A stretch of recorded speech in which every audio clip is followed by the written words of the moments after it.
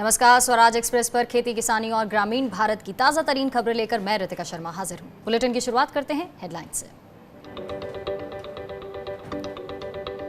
गन्ने की कीमत को लेकर सुप्रीम कोर्ट का अहम फैसला, राज्यों को न्यूनतम खरीद कीमत तय करने का अधिकार।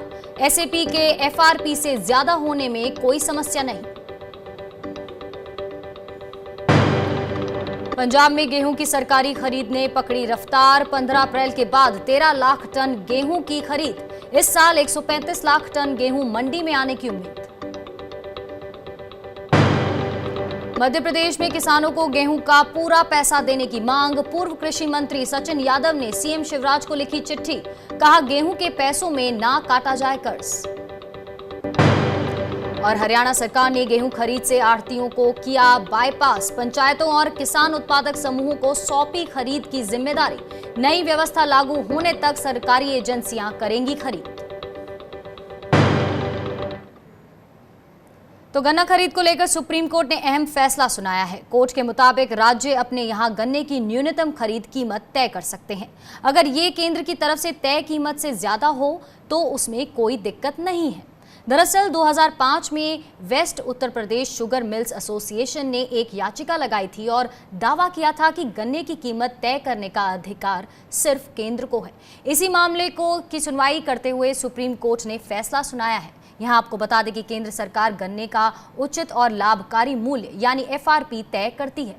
आंध्र प्रदेश, कर्नाटक, तेलंगाना, महाराष्ट्र, मध्य प्रदेश और गुजरात में चीनी मिलें केंद्र की ओर से एफआरपी का भुगतान करती हैं। वहीं उत्तर प्रदेश, उत्तराखंड, पंजाब और हरियाणा में सरकारें राज्य समर्थित मूल्य यानी एसएपी तय करती हैं, जो अमूमन एफआरपी से ज्यादा होती है और मिलों को यही भुगतान करना पड़ता है।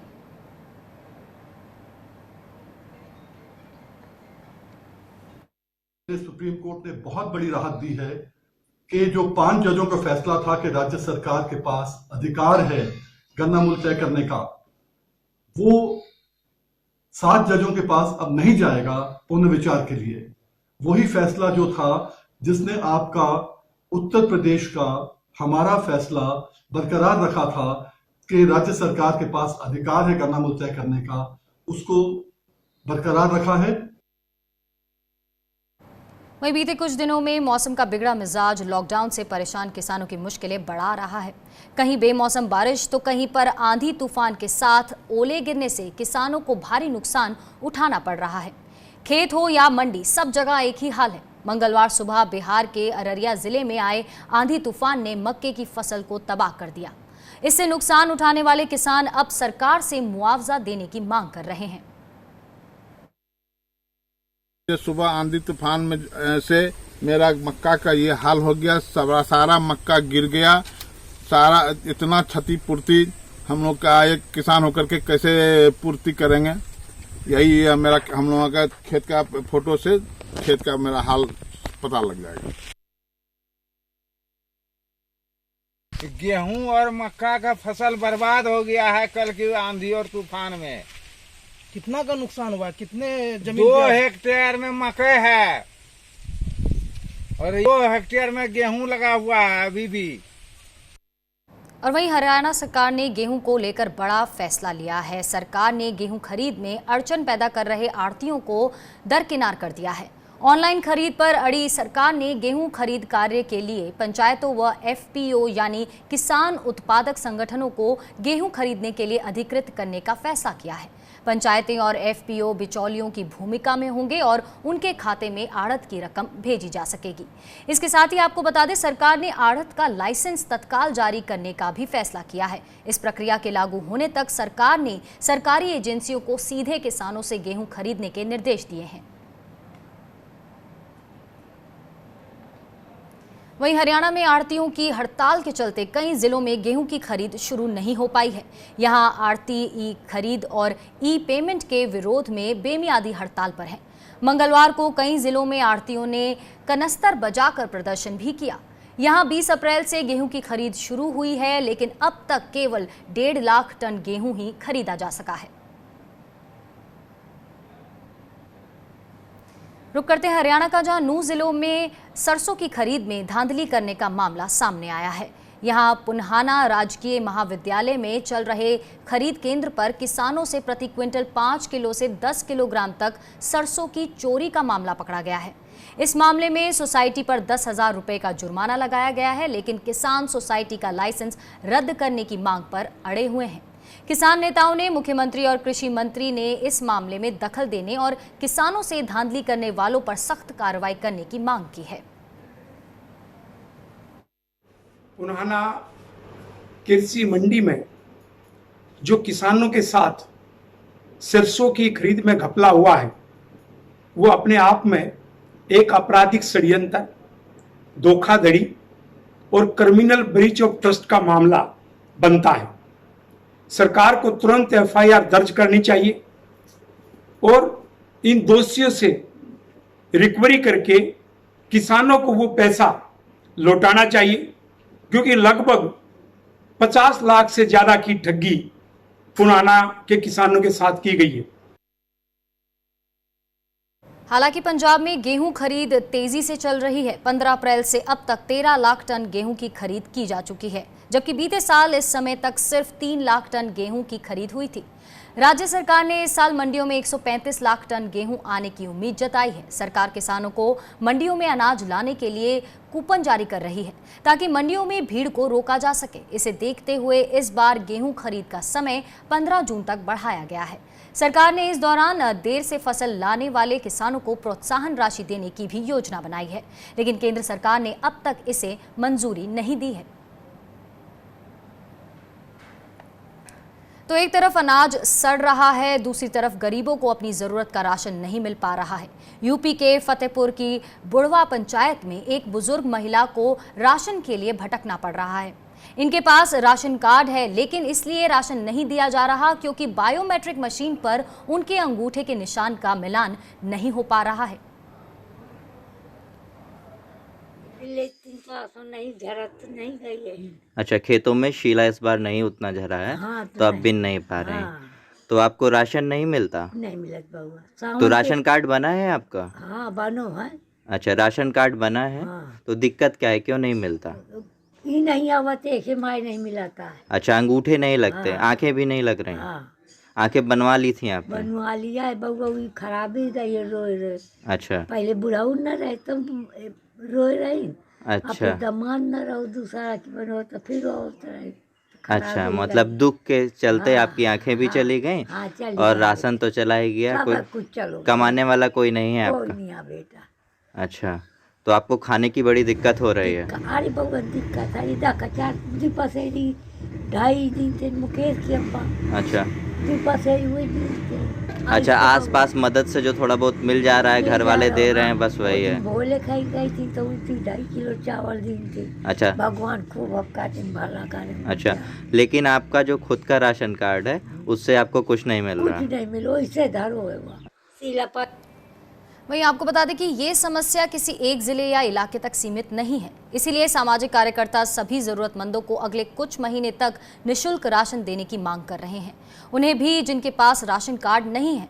हालांकि केंद्र सरकार ने इस मांग पर तो ध्यान नहीं दिया है, लेकिन एफसीआई के गोदामों में पड़े अतिरिक्त चावल को सैनिटाइजर के लिए इथेनॉल बनाने की मंजूरी जरूर दे दी है। लेकिन इस कदम ने सरकार की प्राथमिकता को सवालों के घेरे में ला दिया है। जानकारों का कहना है कि सरकार आखिर चीनी मिलों के शीरे और अक्सर खराब हो जाने वाले आलू का इथेनॉल बनाने में इस्तेमाल क्यों नहीं कर सकती? क्यों सरकार गरीबों का पेट भरने वाले चावल का इस काम के लिए इस्तेमाल करना चाहती है?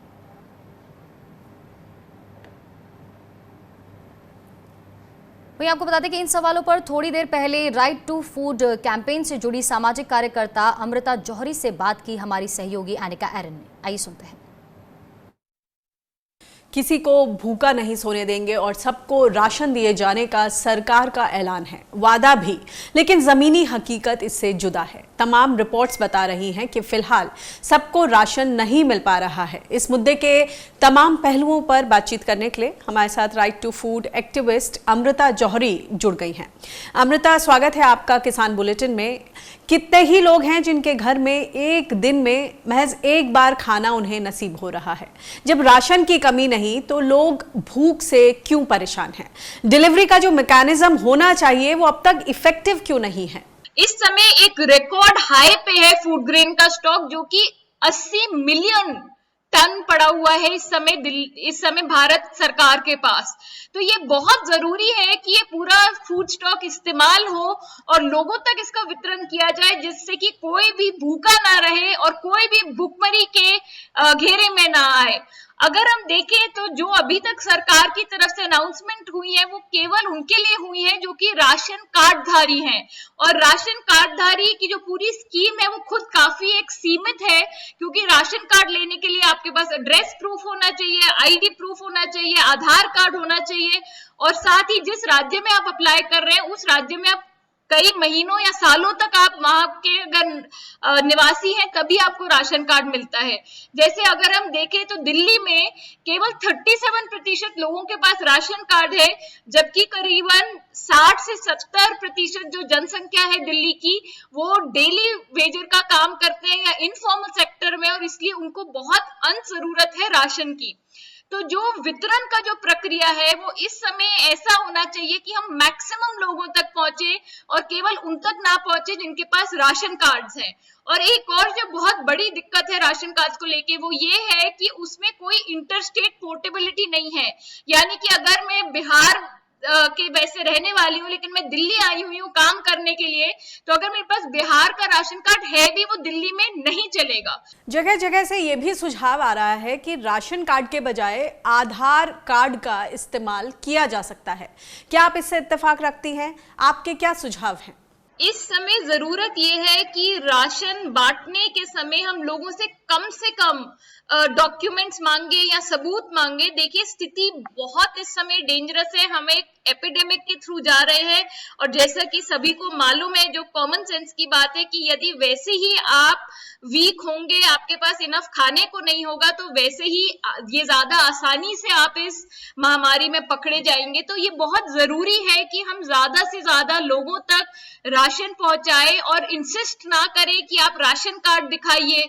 ये जो सुझाव है कि आप आधार कार्ड दिखाकर राशन ले लीजिए, वो भी हमारा मानना है कि इस समय वो ऐसी कोई भी एंट्री बैरियर ही नहीं रखना चाहिए। हाँ, यदि लोगों के पास आधार कार्ड है तो जरूर वो दिखा के दे दीजिए, वरना हम तो शुरू से एक सिंपल सिस्टम सजेस्ट कर रहे हैं, जिसके बारे में हमने प्रधानमंत्री को भी लिखा था और चीफ मिनिस्टर्स को भी लिखा था कि कोई भी जो भी दुकान पर आ जाए आप उनको राशन दे दीजिए और उनकी उंगली पे वो जो इलेक्शन वाला निशान होता है वो लगा दीजिए, जिससे कि आप ये भी इंश्योर कर पाए कि कोई भी डबल डिपिंग ना करे, यानी कि एक बार से ज्यादा राशन ना ले। देखिए ये एक बड़ा मुद्दा होता है कि राशन का डाइवर्जन, उसमें चोरी और ये सब, और ये इन सब के लिए सिस्टम्स एक समय होता है उसको लगाने का। इस समय अब आप ये नहीं कर सकते कि क्योंकि ऐसा ना हो कि डाइवर्जन हो जाए इसलिए हम लोगों को राशन नहीं देंगे, उसके लिए खूब सारे दस्तावेज मांगेंगे। एक इनफैक्ट जो यूनिवर्सल सिस्टम बनाए जाते हैं जिसमें आप बोलते हैं कि कोई भी आके ले ले, उनमें ये पाया गया है कि तमिलनाडु जैसे राज्यों में कम से कम चोरी होती है, क्योंकि लोग सेल्फ सिलेक्ट बाहर अपने आप को कर लेते हैं। आप लोगों के साथ जमीन पर काम कर रही हैं, खाने पीने के किस तरह के पैटर्न सामने आ रहे हैं और क्या राशन देते वक्त उस पैटर्न का ख्याल रखा जा रहा है? राशन वितरण प्रणाली में सिर्फ गेहूं और चावल मिल रहा है इस समय, और केंद्र सरकार ने एक अनाउंसमेंट करी है कि वो प्रत्येक राशन कार्ड पे 1 किलो दाल भी देंगे। लेकिन अगर हम देखें कि फूड कंजम्पशन और कुकिंग के लिए और भी कुछ जरूरी चीजें हैं जिनको कि एक्चुअली पीडीएस में इंक्लूड करना चाहिए, जैसे कि खाने बनाने के लिए तेल, मसाले, दूध और नमक, हल्दी, जिससे कि जब आप पीडीएस में एक परिवार तक पहुंचाए राशन तो कम से कम उनका इतना हो जाए कि 1 महीने तक उनके पास इतना सामग्री रहे कि वो कम से कम खाना पका पाए। सरकार ने सरप्लस राइस की सैनिटाइजर बनाने की बात कही है, क्या आपको लगता है कि प्राथमिकताएं मिसप्लेस्ड हैं? ये तो बहुत ही मतलब शॉकिंग अनाउंसमेंट हम सबको लगी, ऐसे समय पर जब लोग भूख से तड़प रहे हैं, खाने की मांग कर रहे हैं। पूरे देश में आप देखिए कितना ज्यादा इस टाइम बदहाली है, और लोग ये चाहते हैं कि कम से कम उन तक राशन पहुंचे, कम से कम ये ना हो कि हर समय आप सोच रहे हैं कि अब अगले मील में हम क्या खाएंगे। ऐसी भी रिपोर्ट्स आ रही हैं कि कहीं पे बच्चे अगर हम देखें तो मेंढक खा रहे हैं, कहीं पे घास खानी पड़ रही है जिंदा रहने के लिए, और भुखमरी की स्थिति पूरी बन रही है देश में। इस समय पे ये तो बहुत ही एक शॉकिंग पॉलिसी डिसीजन की ओर या घोषणा की गई है कि हम सरप्लस चावल का सैनिटाइजर बनाएंगे। मुझे लगता है कि कोई भी ऐसी चीज बिल्कुल इल एडवाइज्ड है इस समय पे। जो राशन है वो आप लोगों तक को दीजिए जिससे कि वो जिंदा रहे। और साथ ही कुछ इकोनॉमिस्ट का तो ये मानना है कि अगर हम देखें इतना इस समय सरप्लस है कि आप यूनिवर्सल भी कर सकते हैं, आप सबको पीडीएस भी दे सकते हैं और तब भी आपके पास कुछ स्टॉक रह जाएगा, जिसका कि बेहतर यूज तो यही होगा कि आप उसको भी लोगों को ही दें, डबल राशन दे दें अगर आपके पास इतना ज्यादा स्टॉक है। सरकार के मुफ्त दाल दिए जाने का जो ऐलान था उसे महीना भर होने को आ रहा है और जगह जगह से हमें इस तरह की खबरें आ रही हैं, रिपोर्ट्स आ रही हैं कि लोगों को दाल अब तक नहीं मिल पाई है। नेफेड के अधिकारी से बातचीत हुई थी कुछ दिनों पहले, तो उन्होंने कहा कि वितरण शुरू हो गया है। आखिर इसकी ये जो गैप्स हैं इसकी जिम्मेदारी कौन लेगा?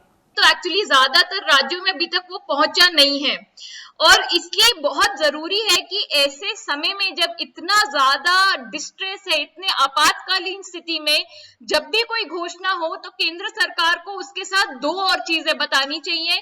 एक तो टाइमलाइन क्या होगी, समय सीमा क्या होगी लोगों तक वो राशन या वो चीज पहुंचने की, और दूसरा कि इसके लिए जिम्मेदार अधिकारी कौन है और जिम्मेदार नोडल डिपार्टमेंट कौन है।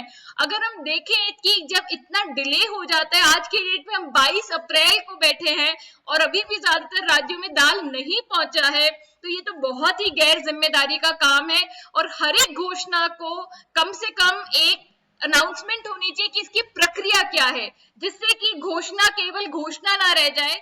जगह जगह से ये रिपोर्ट्स आ रही हैं कि जो सामाजिक कार्यकर्ता हैं वो ज़मीन पर बहुत अच्छा सराहनीय काम कर रहे हैं, खासतौर से गांव देहात में, लेकिन आप इसको सस्टेनेबल मानती हैं? आखिर कब तक सिविल सोसाइटी के लोग इस तरह की मदद कर पाएंगे?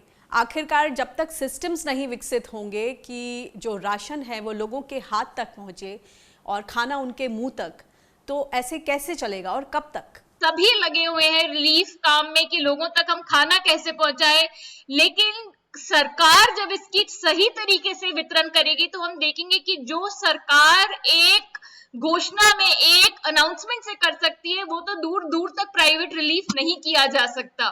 जैसे प्राइवेट रिलीफ आप एक जगह पे मैक्सिमम क्या 10 लाख 15 लाख लोगों तक आप पहुंचा पाएंगे, जबकि सरकार एक बार में ये कर सकती है तय कि जो 80 करोड़ राशन कार्ड धारी है उन सबको वो केवल गेहूं चावल ना दे के उसमें कुकिंग ऑयल भी दे, साबुन भी दे, दालें भी दे, सही से मसाले नमक ये सब कुछ दे, और साथ ही में यूनिवर्सल भी कर सकती है। देखिए जो संसाधन है वो ऑब्वियसली जो सरकारी संसाधन है वो उसका कोई मतलब कंपैरिजन ही नहीं है एक तरीके से प्राइवेट रिलीफ के साथ। और जरूर प्राइवेट रिलीफ ये कर सकते हैं कि जो लोग बिल्कुल ही किसी भी सिस्टम में नहीं आ रहे उनकी मदद करे, उनको सरकार तक पहुंचाए।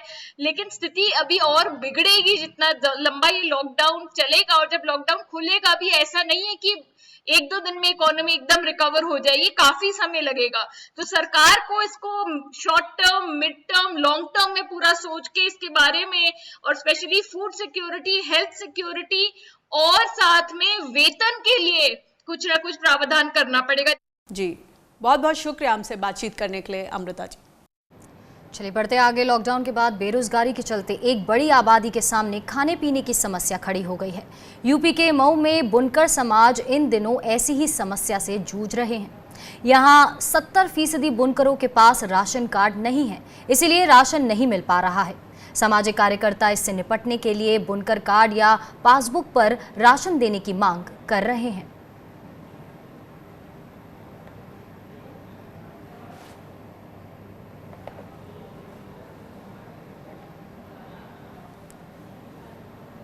और वहीं आपको बता दें कि बुनकरों की समस्याओं और उनकी मांगों पर सामाजिक कार्यकर्ता कासिम अंसारी से फोन पर बात की स्वराज एक्सप्रेस की एग्जीक्यूटिव प्रोड्यूसर एनिका एरन ने। आइए सुनते हैं।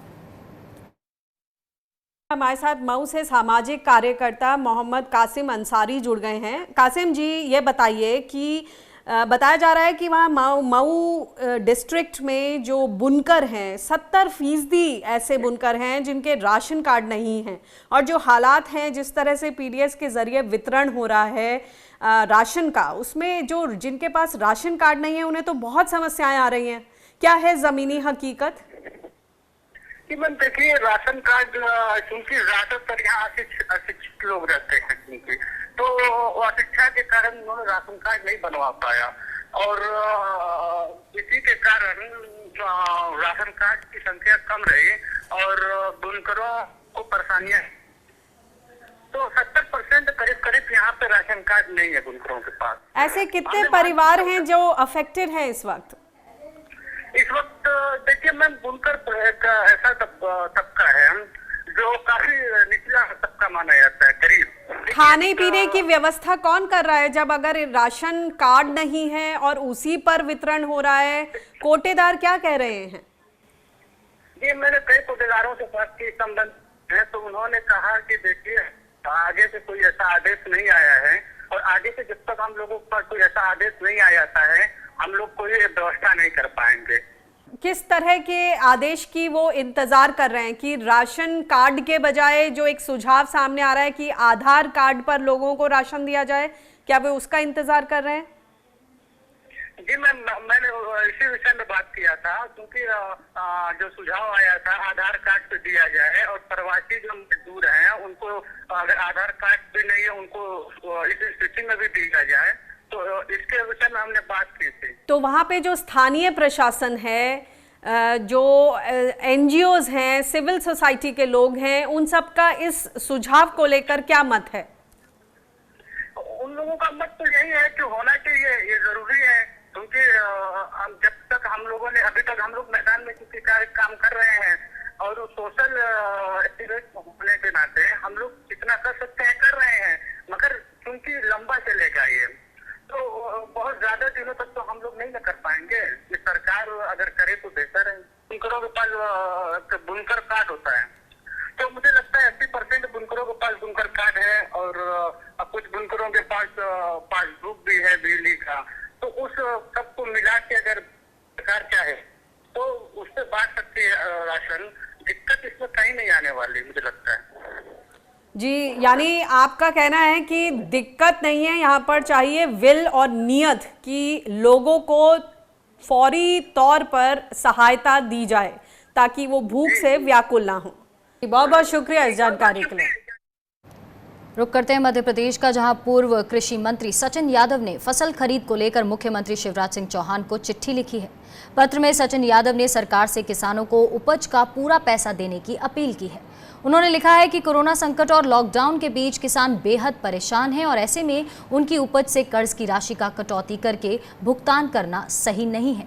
ये किसानों पर दोहरी मार साबित होगा और किसान एमएसपी के बजाय बाजार पर कम कीमत पर फसल बेचने को मजबूर हो जाएंगे। यहाँ आपको बता दें कि केंद्र सरकार ने किसानों को राहत देते हुए फसल कर्ज का भुगतान 31 मई तक बढ़ा दिया है, लेकिन मध्य प्रदेश में जो किसान अपनी उपज बेच रहे हैं उन्हें सहकारी बैंकों से लिए गए कर्ज की रकम काटकर भुगतान किया जा रहा है। वहीं छत्तीसगढ़ की भूपेश बघेल सरकार ने राज्य के आदिवासियों को बड़ी राहत दी है। कोरोना संकट को देखते हुए सरकार ने वनोत्पाद का न्यूनतम समर्थन मूल्य यानी एमएसपी बढ़ा दिया है। अब आदिवासियों से महुआ के फूलों को 17 रुपए किलो की जगह 30 रुपए किलो के हिसाब से खरीदा जाएगा।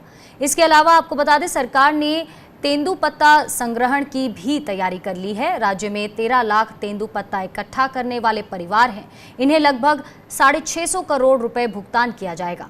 दरअसल 22 वनोपज समर्थन मूल्य के दायरे में आते हैं, लेकिन केंद्र सरकार ने 2018 में वनोपज का समर्थन मूल्य 10 से 30% तक घटा दिया था। इसीलिए छत्तीसगढ़ किसान सभा ने इस बढ़ोतरी को आदिवासियों को विशेष राहत ना मिलने की बात कही है। और वहीं उत्तराखंड में गेहूं की खरीद शुरू हो चुकी है। खरीद केंद्रों पर गेहूं खरीदने के बोर्ड भी लग गए हैं, लेकिन हरिद्वार में खरीद केंद्रों पर अभी भी ताले लटके हुए हैं। ये तस्वीरें हम आपको दिखा रहे हैं। ये बादशाहपुर और रानी माजरा सहकारी समिति की है। यहां 15 अप्रैल से ताले लगे हुए हैं और किसानों को अपना गेहूं औने पौने दाम पर ही बेचने को मिल रहा है।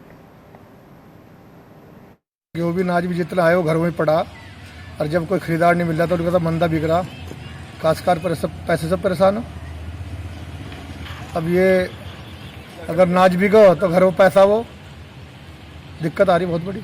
पीछे तो खैर बरसात ने भी हाल खराब करा, रोड़े पड़ गए थे, जब भी अनाज में बहुत दिक्कत आ रही थी। लिगड़ा भी कम इस बार, और अब तो और ज़्यादा दिक्कत आ रही। हमारा तो यही है कि चलना चाहिए, सभी केंद्र चलने चाहिए।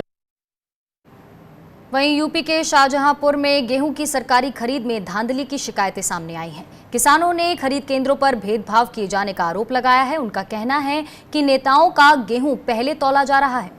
किसानों ने तय मात्रा से ज्यादा गेहूं तौलने का भी आरोप लगाया है। हालांकि गेहूं की खरीद में देरी और मौसम खराब होने से किसानों की चिंता बढ़ गई है। जो गेहूँ यहाँ बेचने आए थे क्रय केंद्र पे, यहाँ पे सत्यापित होने की वजह से लगातार 6 दिन हो गए। कहीं कह रहे के पास सत्यापित कराओ, कहीं एसडीएम के पास सत्यापित कराओ, और कोई नंबर किसी का बताता ही नहीं है। ऐसा लेखपाल तो कहते हैं कि हमें कुछ नहीं मालूम है, और यहाँ पे लेबर इंचार्ज कहते हैं वो भी कुछ नहीं बता रहे हैं कि अपना देखो जाके जहाँ जो करवाना है करवा जाके। गेहूँ साफ है फिर भी छाना जा रहा है, और मिट्टी वाला गेहूँ लोगों को तुल गया सर। अच्छा, और गेहूँ 200 ग्राम एक्स्ट्रा तोला जा रहा है वजन के हिसाब से। बोरे से बोरे का खल्ला जो है 500 ग्राम है, और 500 की वजह 700 ग्राम तोला जा रहा है, 200 ग्राम एक्स्ट्रा तोला जा रहा है प्रति बोरी पे 200 ग्राम एक्स्ट्रा वजन तोला जा रहा है। जी जी। क्या है कि नेता नगरी चल रही है, नेताओं के तुल रहे हैं पहले। अच्छा, और 12 बजे तौल लगी है, तौल सुबह से लगे तो तुले गेहूँ कुछ। कितनी ढेरी है आपकी? हमारी एक ढेर लगा हुआ है। क्या बता रहे हैं ये लोग? कल तौलने को कह रहे हैं, कल का आया हुआ है, तीसरे दिन तौलेंगे। चलिए, किसान बुलेटिन में आज इतना ही। आप बने रहिए स्वराज एक्सप्रेस के साथ। नमस्कार।